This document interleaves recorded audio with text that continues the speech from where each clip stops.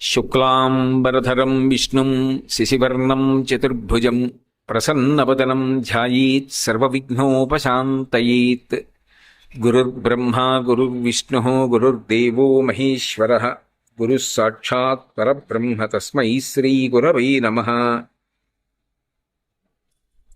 వ్యాసాయ విష్ణురూపాయ వ్యాసరూపాయ విష్ణవే నమో వై బ్రహ్మనిధయే వాసిష్ఠాయ నమో నమః. కూజంతం రామ రామేతి మధురం మధురాక్షరం ఆరుహ్య కవితాశాఖాం వందే వాల్మీకికోకిలం. శ్రుతిస్మృతిపురాణానాం ఆలయం కరుణాలయం నమామి భగవత్పాదశంకరం లోకశంకరం. శంకరం శంకరాచార్యం కేశవం బాదరాయణం సూత్రభాష్యకృతౌ వందే భగవంతౌ పునః పునః. వాగర్ధావివ సంపృక్తౌ వాగర్ధ ప్రతిపత్తయే జగతః పితరౌ వందే పార్వతీ పరమేశ్వరౌ. సూక్తిం సమగ్రయతున స్వయమేవ లక్ష్మీః శ్రీరంగరాజమహిషీ మధురైః కటాక్షైః. వైదగ్ధ్యవర్ణగుణగుంభనగౌరవైర్యాం కండూలకర్ణకుహరాः కవయోధయంతి. హైమోర్ధ్వపుండ్రమజహన్మకుటం సునాసం మందస్మితం మకరకుండలచారుగండం.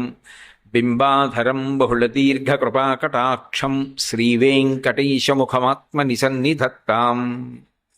విమలపటి కమలకుటి పుస్తకరుద్రాక్షసస్తహస్తపుటి కామాక్షి పక్ష్మలాక్షి కలిత విపంచి విభాసి వైరించి.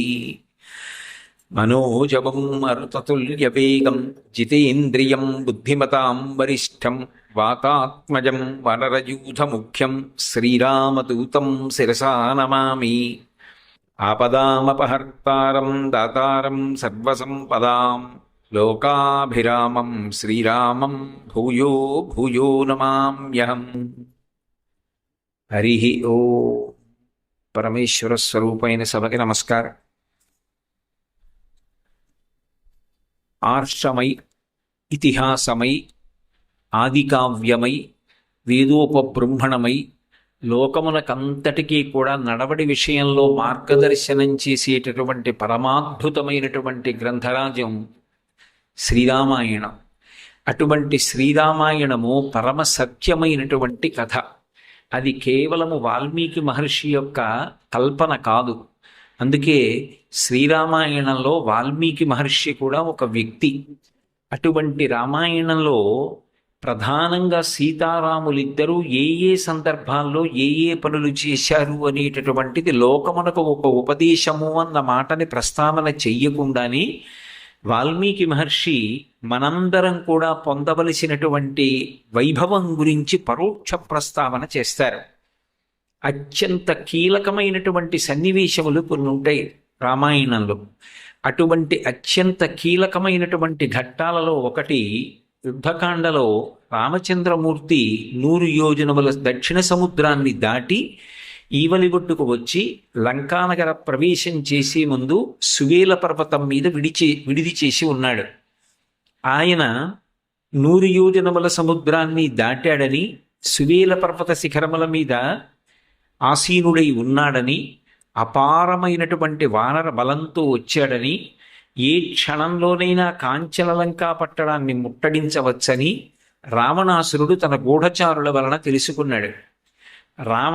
రావణాసురుని వంటి మహాభక్తుడు ఉండడం తక్కువే, రావణాసురుడి వంటి గొప్ప భోగి ఉండడము తక్కువే. ఆయనకున్నంత ఐశ్వర్యం కానీ, ఆయన చదువుకున్నంత చదువు కానీ, అంతటి పరాక్రమ విశేషాలు కానీ తక్కువ మందిలో భాషిస్తాయి. అందుకే వాల్మీకి మహర్షి రామాయణాన్ని చదివితే ఒక విషయం ద్యోతకమవుతుంది. ఒక తప్పు ఉంది కదానని వ్యక్తి యొక్క శీల వైభవాన్నంతటినీ పాడు చేసి మహర్షి మాట్లాడరు. కానీ ఏ పెద్ద అవగుణం ఉంటే ఎన్ని సుగుణములు ఉన్నా ప్రకాశించవో అంత పెద్ద అవగుణము రావణాసురుని యందుంది. అదే పరదార యందు అనురక్తి, పరస్త్రీలను వాంఛించడం. అటువంటి రావణాసురుడు 100 యోజనముల సముద్రాన్ని రామచంద్రమూర్తి తన యొక్క వానర బలంతో దాటి వచ్చి సువేల పర్వతం మీద విడిది చేసి ఉన్నారన్న వార్త వేగుల ద్వారా తెలుసుకున్నవాడై కార్యాన్ని తేలికగా సాధించుకోవడానికి అత్యంత క్రూరమైనటువంటి బుద్ధితో ప్రణాళికా రచన చేశాడు. ఇది అత్యంత హేయమైన ప్రణాళిక చేశాడు. విద్యుజిహ్వుడు అని ఆయన దగ్గర ఉండేటటువంటి రాక్షసులలో ఒకడు. అపారమైనటువంటి ఇంద్రజాల మహేంద్రజాల విద్యలు ఎరిగినవాడు. దేన్నైనా మాయచేత సృజించగలిగినటువంటి సమర్థత కలిగినవాడు. అటువంటి విద్యుజ్జిహ్వుణ్ణి పిలిచి రాముని యొక్క శిరస్సు శరీరం నుండి తెగిపోతే ఎలా ఉంటుందో అలా రక్తధారలతోటి అత్యంత నీరసపడి కన్నులు మూసుకుని ఉండగా, అంటే సంహరింపబడినటువంటి రాముని యొక్క శిరస్సు ఎలా ఉంటుందో అటువంటి శిరస్సు, బంగారు కణుపులతో రాముడు పట్టుకునేటటువంటి ధనస్సు బాణము ఎలా ఉంటాయో అటువంటి ధనస్సు బాణములు నువ్వు నీ యొక్క మాయాశక్తి చేత తయారు చేసి నాకు ఇవ్వాలి అని అడిగాడు.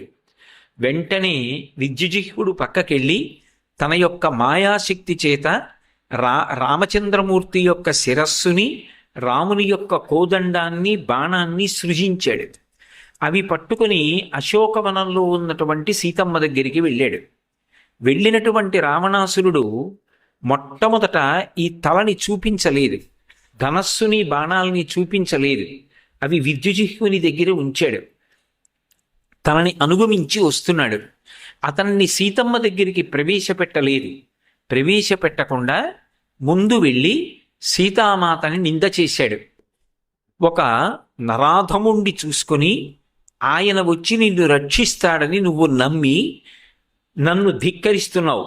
కానీ ఆ నరుడైనటువంటి రాముడు అత్యంత ఆవేశపూరితుడై 100 యోజనముల సముద్రాన్ని దాటి నిన్న రాత్రి సువేల పర్వత శిఖరం మీద విడిది చేశాడు.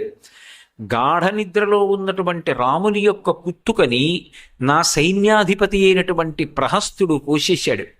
నిద్రలో ఉండగానే రాముడు సంహరింపబడ్డాడు. లక్ష్మణుడు ఈ వార్త తెలిసి దిక్కులు పట్టి పారిపోయాడు. హనుమ యొక్క మెడ విరిచి చంపేశారు. అలాగే సుగ్రీవుని యొక్క కంఠాన్ని వెనక్కి వంచి ముందుకు వంచి తిప్పి విరగ్గొట్టేశారు. వివిధ మైందులు మొదలైనటువంటి వారందరూ కూడా పడిపోయారు. ఇవాళ కొన్ని కోట్ల వానరములు దిక్కుతోచక దిక్కులు పట్టి పారిపోయాయి. ఆ యుద్ధంలో మరణించినటువంటి రామచంద్రమూర్తి యొక్క శిరస్సుని, ఆయనైతే రామచంద్రమూర్తి అనడు, నాకు అలవాటు మీద రామచంద్రమూర్తి అని వస్తుంది, రాముని యొక్క శిరస్సుని, ధనుర్బాణాల్ని ప్రహస్తుడు తీసుకుని వచ్చాడు. కడసారి నీకు చూపించడం కనీస ధర్మం అని చెప్పి వాటిని తీసుకొచ్చాను చూడు అని ఆ విద్యుజిహ్వుణ్ణి పిలిచాడు. పిలిచి రాముని యొక్క శిరస్సు, ధనుర్బాణములు అక్కడ ఉంచమన్నాడు. ఆ తల్లి అక్కడ కూర్చుని అత్యంత శోకమూర్తి అయి చూస్తోంది. చూస్తుండగా తీసుకొచ్చి ఆ శిరస్సు, ధనస్సు, బాణము అక్కడుంచి, ఏ పురుషుడు ఎంత క్రౌర్యము కలిగినటువంటి వాడు కూడా అనకూడనటువంటి మాట ఒకటి అన్నాడు. అవస్థాం పశ్చిమాం భర్తుం కృపణాం సాధువీక్షత అన్నాడు. ఇప్పుడు నీ భర్త యొక్క అవస్థాం పశ్చిమాం భర్తుం, చిట్ట చివరి అవస్థని పొందినటువంటి నీ భర్త యొక్క శిరస్సుని సాధు తనివితీరా చూడు, నెమ్మదిగా చూడు, ఏమీ నువ్వు కంగారు పడక్కర్లేదు, ప్రశాంతంగా చూసుకో. చూసేటప్పుడు నువ్వు ఎలా ఉంటావంటే కృపణ దీనురాలవై ఏడుస్తూ ఆ శిరస్సు వంక చూస్తావు. నాకది కావాలి, ఏది ఏడు చూడు అని ఆ శిరస్సు అక్కడ ఉంచాడు. పాపం నిజంగా ఆ తల్లి ఎంత ఏడ్చిందో ఆ రోజున, అంత బాధపడింది. అందులోనే అనేకమైనటువంటి వైదికమైన విషయాల్ని కూడా ప్రస్తావన చేసింది. అంత బాధ ఆవిడ పొందుతుంటే పరమ సంతోషంగా నిలబడ్డాడు. ఒక రాక్షసుని యొక్క బుద్ధి ఎంత ప్రమాదకరంగా ఉంటుంది అనేటటువంటి దానికి పరాకాష్ఠ రావణాసురుని యొక్క జీవితం. అవతల స్త్రీమూర్తి ఎంత బాధపడనివ్వండి, ఆయనకు అనవసరం. ఆయన అనుకున్నటువంటి కోరిక ఏది ఉందో అది సానుకూలమవడం ఒక్కటే ఆయనకి కావాలి. దానికోసం ఎన్ని అడ్డదారులైనా తొక్కడానికి కిందకి దిగొచ్చేస్తాడు. అంతటి మూర్తీభవించినటువంటి రాక్షసత్వమునకు ప్రతీక రావణాసురుడు. ఆ తల్లి విశేషమైనటువంటి దుఃఖాన్ని పొందింది. అంత దుఃఖాన్ని పొంది ఆవిడ ఉండగా అకస్మాత్తుగా ఒక బంటు అక్కడికి వచ్చాడు. వచ్చి రావణాసురుడితో మాట్లాడుతూ అత్యవసరంగా మీతో మాట్లాడడం కోసమని సేనానాయకులు మంత్రులు ఎదురు చూస్తున్నారు. అది రాజ్య సంబంధమైనటువంటి కార్యము. మీరు ఉత్తరక్షణం వచ్చి వారిని కలుసుకుని నిర్ణయం చెయ్యవలసి ఉంది.